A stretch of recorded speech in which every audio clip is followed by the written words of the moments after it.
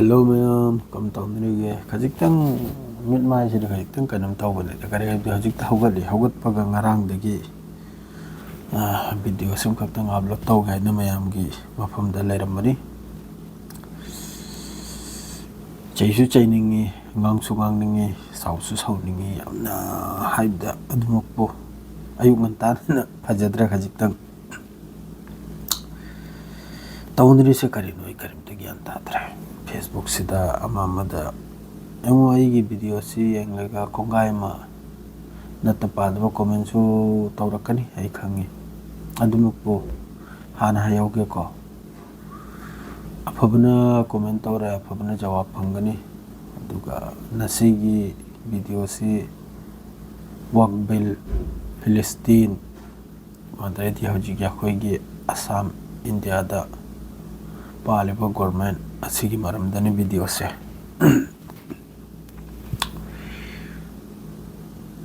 Israel Gaza se ase aina ni hojik magi maramda yam sathina YouTube ta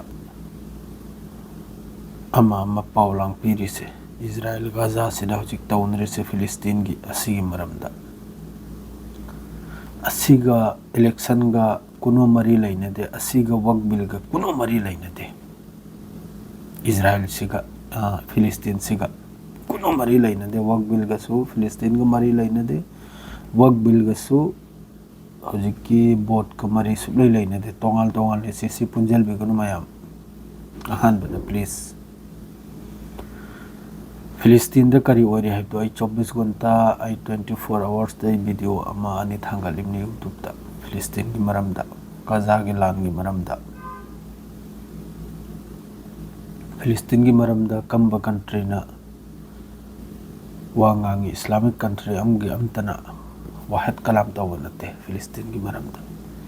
Gaza gi maramda bas statement khaktani bas tawgardi makoina hanna tawba yakramni Palestine gi wase tongal thamgra se wak bil inshallah yakhona mai pakani huithu na pit kharna comment pepa hina tawri atai mioi kharna adusu comment mai du nap kani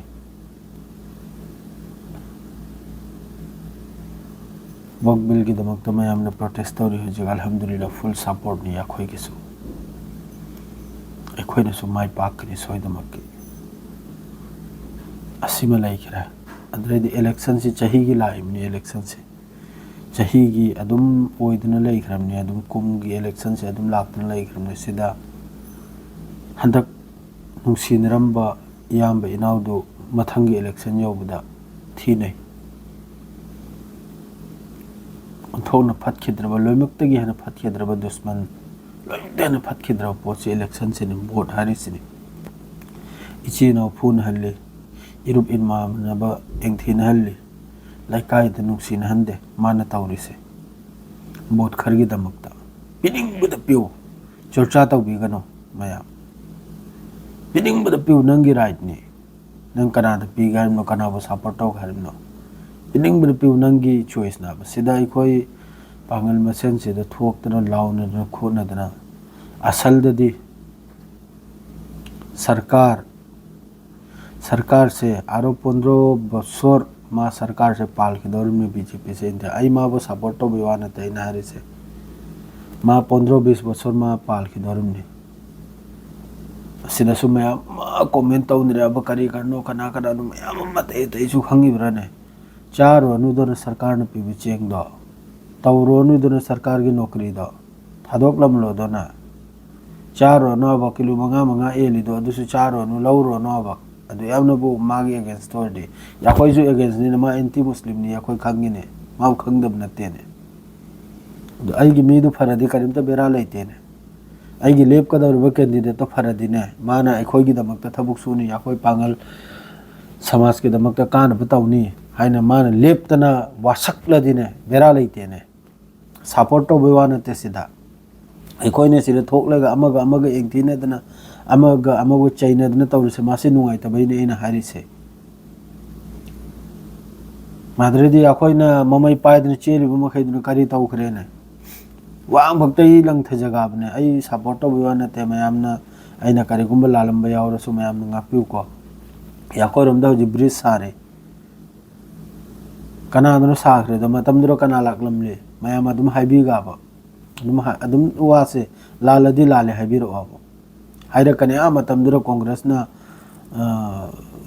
कनम तरमनी हाइकरा हाइरक पसु याइबो कोंगाय मा ओइनिंगबो इसनु साबदि माना सारिदोना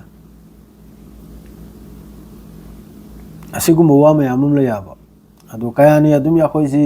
मीगी ममई पाइदना माद्रे मरक्ता अतोपना नांथोकिनी अदुन आइगी मीदुबु सपोर्ट तौबदु यामना फैयाबो आइगी मीदो एनी पार्टी दे लेप्सनु आइगी मीदो अदुरा हान मयामने चंगजल्लेगा नंग सिगी द लेप इसे नंग हयेंग याखोइगी थबुक सुनिरा अखोइ खुलक खुंदाजे नंग लंघलगनिरा इन माग वादु म ngangnarega माग वादु म ngangnarega अदुगा अखोइ दमकता नंग काइदोब नंगनी आइना अदुगुमदो हाइनरगा नंगना तौरक्तब तारगा अखोइगी एगेंस्टा हेंग लाकबा तारदी नंगी नथक्ता सिगुम्बा दंदीसी याखोइ म्यामना पीनी याखोइ खुलकना पीनी याखोइ समाजना पीनी हाइरगा माबु सपोर्ट तौजल बिबियाइबा एनी मिसोइसनु एनी पार्टी की सोइसनु अदु नतबिदे फेसबुक ता थोकलगा अमना अम पोस्ट तौनबा अमना अमना ngangnaba अमना अम तौनबसे सिनुगाइ ताबा हयेंग इचनाव थीनना नाबा नुंसीना इचनाव मखै होजि लोइना लैदना मखै हयेंग उनबि यार अरोयबा अदुरा खरमना अमका पिन तौदना कमेंट पोस्ट तुरा अमका अमबो मुक थागत अमबो मुक चिंथा दुम तौदना तौराबा तौबिगनो नुगाइत्रे येंगबा याद्राबा अदुगा इलेक्शन गा माद्रेदी अमा होजिक थोकलेबे याखोइगी वर्क बिल असिगसु पुंजल बिगन वर्क बिल सि तोंगाननी इलेक्शन गा कोनो मरी लैतमनी मागे होजिक प्रोटेस्ट तौर याखोइसु फुल सपोर्ट नि मा रिजेक्ट ओइबा मथौता याइना रिजेक्ट मथौता याइना असिदसु कोंगाय म ओइदा पादबा पोस्ट लांग तौदना वर्क बिल गी मरमदा नापित सक्थु खरम नबो करोम गी मीनो खंगदे कनाबो ओइरिमनो खंगदे अतै अतै मी साजलिब्रा मसामक अदुगुम मीदु ओरिब्रा अदुगुम पोस्ट तौनरी माद्रे सोमना को फिलिस्तीन की मरमदे कना कयाम खंगदे पनोन idea channel YouTube channel Meitei Pangan line लाइबनी नोमद video नि पाउ लांगी अदुम थांगत्र लैरमनी मयाम चंगेलग एम फिलिस्तीन की मरमदे कना ngangiमनोने कम्ब कंट्री ngangiमनावा खोइना nganगदरसे सिदा थंगनरिबा अखोइना लैरि मफमसिनबा वाहिद कलाम तौदे बस कंडेम खक्तने तौरिबा नुमित चुप मी चामै मथक्ता सिरिबने गाजा मनुंगदा चामै मथक्ता नुपी अंगांग लोइना लेबनान द बॉम्बिंग तौई कनाना वांगांगे सीरिया द बॉम्बिंग तौई कनाना वांगांगे बस गाजा गे दमकता वांगांगे सि यमन अमसुंग ईरान खक्तनी अतै मखैदे बस कंडेम खक्तनी अदुगा अदुई मरमदा इलेक्शन गा एचएल बिगनो वर्क बिल गासु एचएल बिगनो वर्क बिल प्रोटेस्ट तौरी अल्हम्दुलिल्लाह याखोना माइ पाकने सुप्रीम कोर्ट ला हाई कोर्ट ला दुरगी सोइदमकी याखोइगी फिबारदा सोइदमकी कनम लाकने डिसीजन लाकने लाक्त्रे आरो हेन चाउना प्रोटेस्ट तौनी याखोइ अदुगा हजिके इलेक्शन से गेचन नबिगनो इलेक्शन से यानिंगदब लैरगदी पार्टी हजिकी बीजेपी हाइब्रा करी हाई इंटी मुस्लिम असिगुमसी यानिंगदबोडी चेंग चाक तो सुलौरोनु तना यामना खोइना लाउखोंगना तौरिदो अमा मदा पोस्ट लांग तौदन ले चारोनु माइ चेंग चाक तो चाकरिसु थादोकलमो लोइरे करी तौखरे तला कनाना हांकी काउखरा ब्रमयाम मैमने सपोर्ट तौरे यामना होजिकी याखोइसि यामना कनुम ओइबम सारेबा मे अखोइ खर यामना ईमान यामना कनु तला कनाना हांकी काउखरा ब्रमयाम अदुगुम वा मयामम लयाबा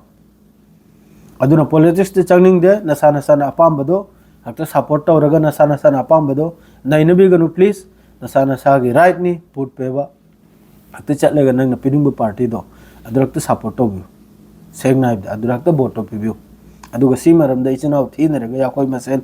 चैनरगा ngangnarega करिमता कानम नते सी खक्तने न हाइजेनिंगबा ड्यूटी मतम यौरे अस्सलाम वालेकुम ड्यूटी थोकलै